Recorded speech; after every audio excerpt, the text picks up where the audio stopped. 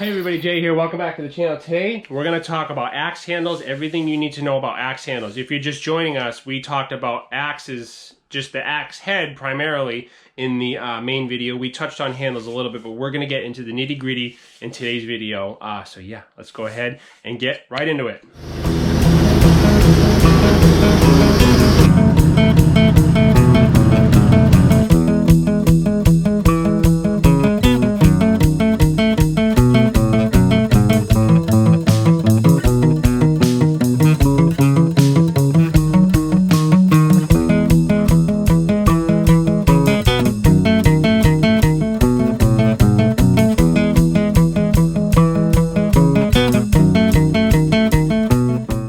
If you like that intro, I invite you to subscribe to the channel. If you're just joining us, my name is Jay. We heat with an 18-acre. We live on an 18-acre homestead. We heat with an outdoor boiler, and needless to say, I love firewood. Anyways, before we get into today's video, I would like to thank a good subscriber. It's in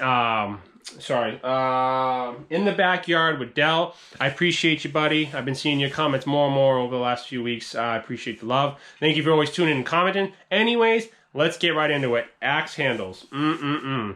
I love a good tool handle. If you're just joining us here, we have a handful of axes here. I'm continuously growing my collection, but I want to show you, talk about what to look for in an axe handle if you're going to buy it. Maybe you're thinking of doing a restoration, or maybe you found your grandfather's old axe, whatever it may be, and you want to get a new handle for it. We're going to cover everything you need to know in this video. Hopefully I can do it in one take. So anyways, we're going to start from the top to the bottom. First of all, you want to get hickory. Hickory, they've done studies, they've done research. Hickory is generally, I'm going to use the term generally the best wood for handles. It has the most torque, it has the most flex, but fiber density and strength, it's far superior. You start getting into like oaks and even like, I'd say black walnuts, super hard wood. It's like swinging a piece of steel. So hickory's got that flex to it. You can actually feel it when you start swinging, you know, the 4-pound, the 8-pound mauls. But anyways, let's start right from the top. This is a 36-inch hickory handle I bought with my own money from Home Depot by the Ames company. I'm pretty sure, yes, hold on.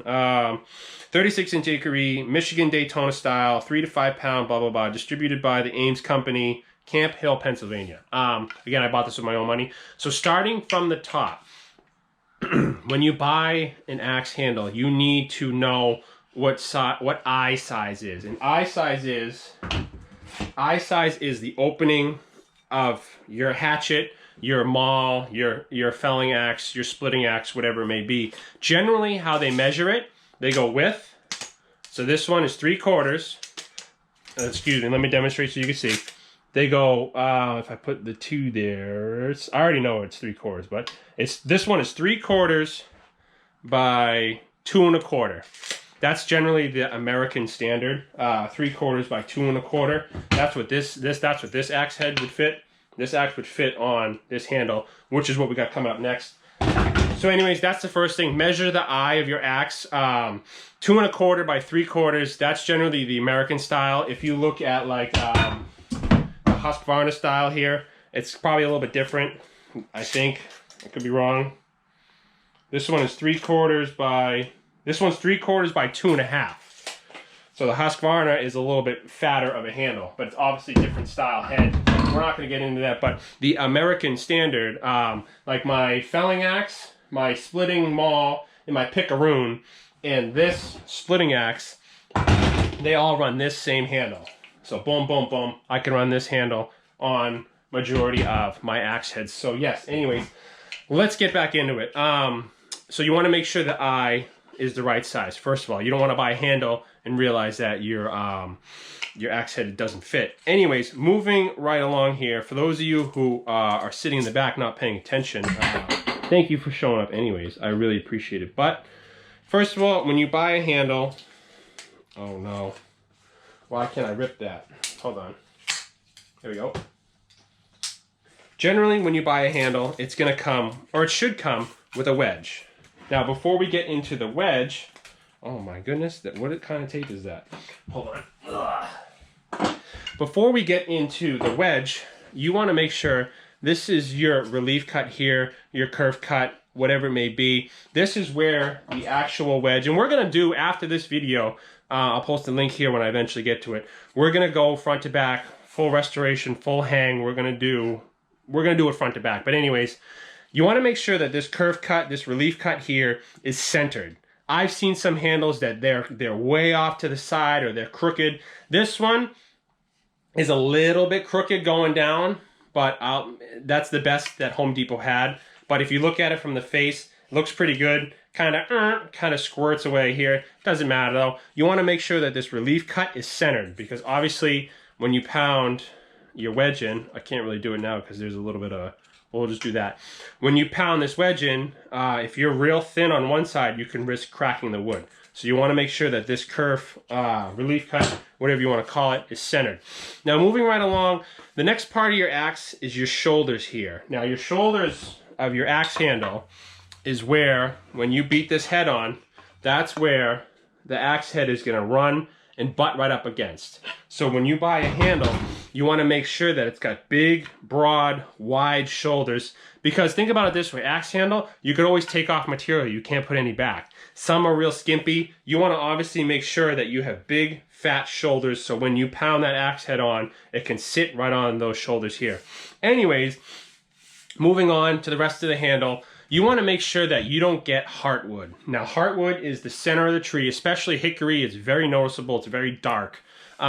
This handle, as you can see here, it's got a spot of heartwood. That could be a knot, could be a spot of heartwood, but that's the center of the tree. That's generally the weakest part of the wood. You want to stay away from it. You want to make sure that your axe handle is uniform in color. Now, as you can see here, this handle is pretty uniform in color. You want to stay away from heartwood. I have seen, and I can't believe it, excuse me, I have seen at Home Depot axe handles that are all heartwood, and that thing wouldn't last you 5 minutes. So anyways, moving right along, you want to stay away from the heartwood. You want to get, most handles are quarter sawn, whatever. We're not going to get into the sawmilling part of it. But moving right along down to the bottom of the handle, you want to make sure there's a good, they call this a palm swell. They call this a palm swell, a calf's foot, a horse's foot, a cleat, whatever you want to call it. You want to make sure that there's a lot of wood here. Think of like a baseball bat. Baseball bats have the ring at the bottom. You want to make sure when you buy a handle, you have plenty of beef here. And a lot of the cheaper handles don't, because think about it. This piece had to be uniform. So they machined off or cut off, 3/4 of an inch to an inch of wood. But you need to get that good palm swell on the end of your axe handle here. So that way when you're choking up, when you're swinging this thing, much like a baseball bat, you want to be able to have your hand not risk sliding off, because yes, you don't want to send your axe flying across the yard. Ask me how I know, because I've done it. So anyways, moving right along down, this is pretty much one of the most important parts of buying an axe handle, and that is grain. If you look at that here, you want vertical to less than 45 degrees. So this, the reason why I bought this handle, I could not believe. I swear to God, I looked through 25 handles at Home Depot. This was the only handle that had no heartwood and vertical grain. So make sure you check the grain. This is the most important. Hopefully you can see here. This grain, you want vertical.